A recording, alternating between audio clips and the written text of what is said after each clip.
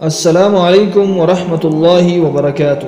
آج کل ہمارے معاشرے میں ایک دوسرے کو سلام کرنے کا رجحان بہت کم ہو چکا ہے۔ شریعت مطہرہ میں سلام کی بہت اہمیت ہے۔ اللہ جل شانہ خود قرآن میں مختلف مقامات پر انبیاء علیہ السلام پر سلام بھیجتے ہیں۔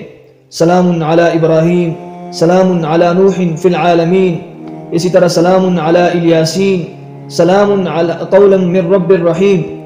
مختلف مقامات پر اللہ جل شانہ یعنی انبیاء علیہ السلام پر اور مؤمنین پر سلام بھیجتے ہیں۔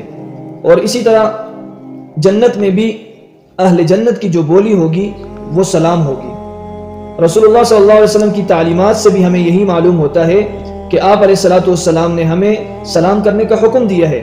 فرمایا کہ افشوا السلام بینکم، تم ایک دوسرے کو آپس میں سلام کیا کرو، اور جب کوئی مجلس میں آئے تم اہل مجلس کو سلام کرے، جب کوئی گھر میں داخل ہو تو گھر میں داخل ہوتے وقت وہ سلام کرے، اور اس کی بہت برکات ہے سلام کی۔ آج کل جو رزق کی تنگی ہے اس کی ایک وجہ یہ بھی ہے کہ ہم سلام نہیں کرتے۔ جب ہم گھر میں داخل ہوتے ہیں تو ہم سلام میں پہل نہیں کرتے۔ آپ علیہ السلام کی ایک حدیث بھی ہے، حضرت سہل بن سعد رضی اللہ تعالیٰ عنہ اس کے راوی ہے۔ فرمایا کہ ایک شخص نبی علیہ السلام کے پاس آیا اور شکایت کی کہ یا رسول اللہ صلی اللہ علیہ وسلم، میرے گھر میں فقر و فاقہ ہے، میرے پاس کھانے کے لیے کچھ نہیں ہے، تو آپ کوئی عمل مجھے بتا دیجئے۔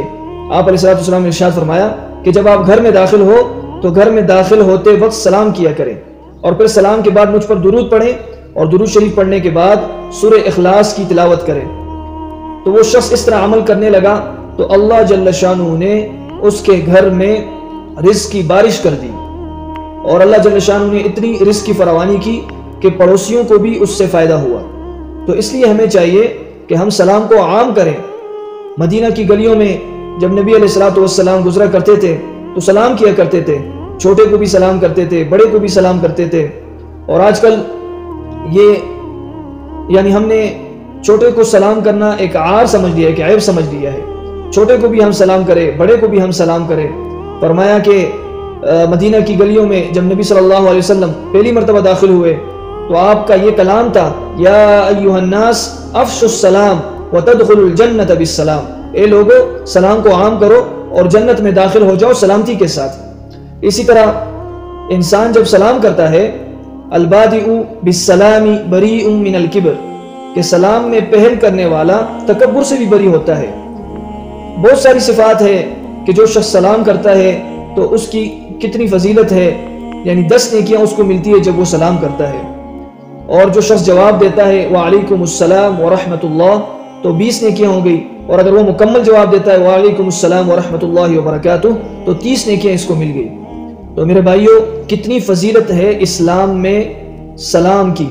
اور دوسری بات یہ ہے کہ جب ہم سلام کرتے ہیں تو سلام کرنا سنت ہے، اس کا جواب دینا یہ واجب ہے۔